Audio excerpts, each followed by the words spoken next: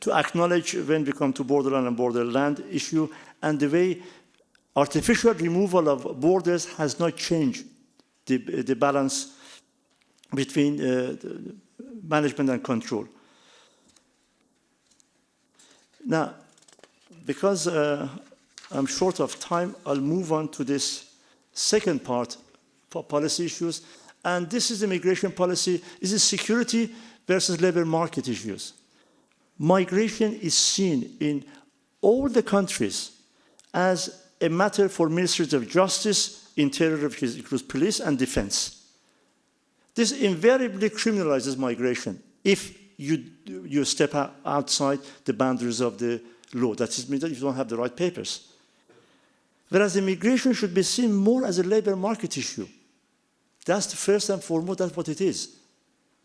Okay, there are issues to do the borders, passport, nationality, etc. But if we see this as a first and foremost immigration as a labor market issue, perhaps we could reduce the criminal side of migration. Trafficking takes place because people cannot come to a country freely. The same applies to drugs. And people are used like drugs in this way.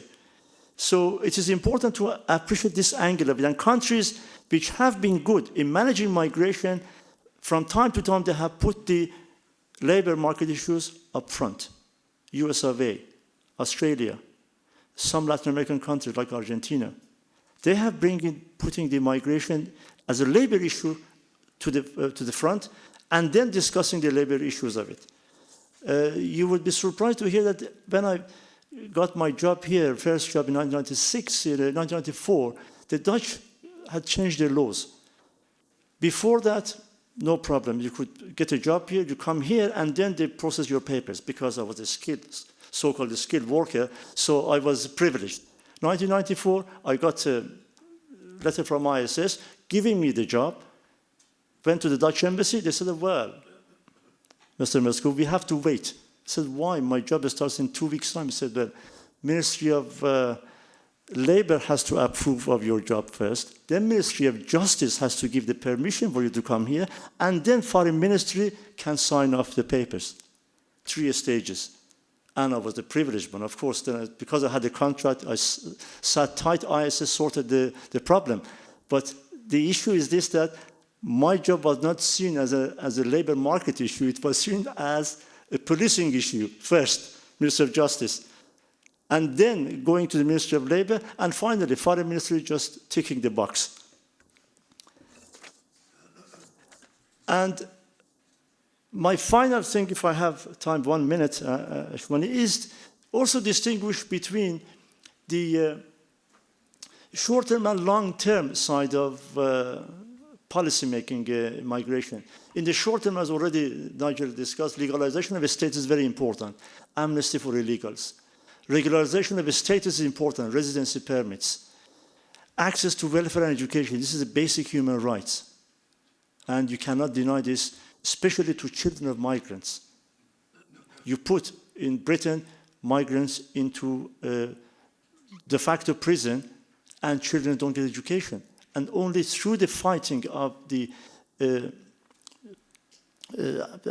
Amnesty International, other charity organizations who support migrants, they have been opening up this to immigrants. They have to be able to bring out the children out of these camps and give them education.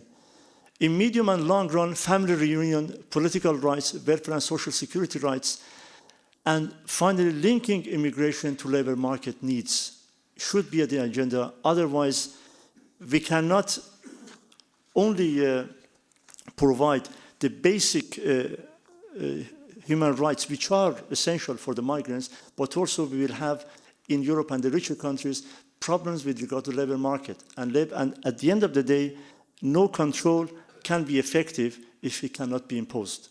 Thank you.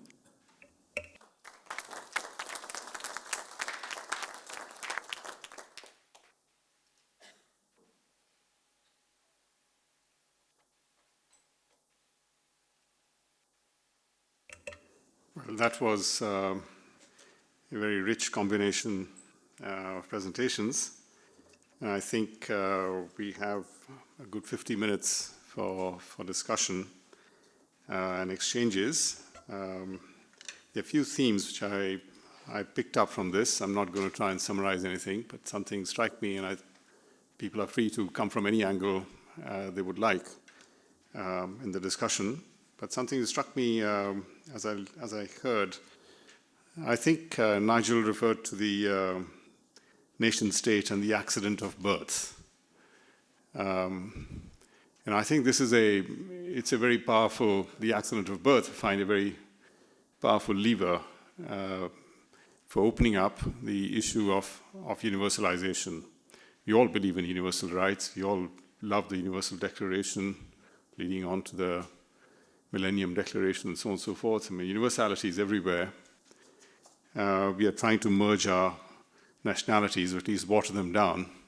I suppose at some stage it'll be a European passport and we'll have city cultures and move more easily. Already we are absorbing a lot of that. I shouldn't say we because I'm not part of it really. But this seems to be happening all the time. And I think, so there's a question of this accident of birth and the limits of universalization. I think that's what one of the themes which struck me very, very powerfully. We are not willing beyond a point to acknowledge universalism. Now, in theory, as an economist, we of course, if you go by the theory of the individual, then of course what applies to one applies to the other, and there is of course the famous factor price equalization theorem, which would say that if you look across countries which are rich and poor, endowed differently with labor and capital, trade and flows will equalize things over a long period of time. But that would also mean that there'd be a lot of labor coming over into where there's a labor scarcity, which means labor from the south and the north and so on. So I think that of course had to be closed off very quickly. And the idea then was, no, you stay there, don't call us, we'll call you. And you sort of, then the capital visits labor rather than labor visiting capital. So that becomes a kind of a flow. So again, there's a limit to the notion of universality and restrictions are put in. So there's one theme which I picked up. This is not just at the level of universality in between countries, but between countries, within countries as well. If I see India at this point in time, in Maharashtra, which is the state which has Mumbai as the dynamic heartland of industry and finance for India, a local movement, which is very powerful politically, it's an extra constitutional almost in some respects, doesn't want non-Maharashtrian people. It says exactly the same thing that Mrs. Thatcher, for instance, would say, that you must have people who are grandparents should have been born in the province before you can get a job there. You should be kicked out. So this idea of this goes to the resonance again to the internal controls, and not just of keeping people there, but of being able to expel them. So I think this is one theme which I picked up. The second theme which I wanted to, again, from a phrase from Nigel, was the existential crisis of the state. And I wonder if it exists in the state alone of society, because it links up also with the issue of culture, which and the manufacturing now, the new manufacture of a sense of community, which is of belonging. And you need that belonging if you want to have a policy of integration for people who are actually not thought to be outside that belonging. So I think this idea of the existential idea is linked up very much to the cultural angle of control, and then of course defines the project of integration. And I find this always, if I share my perspective with you, as an Indian, I find it very odd.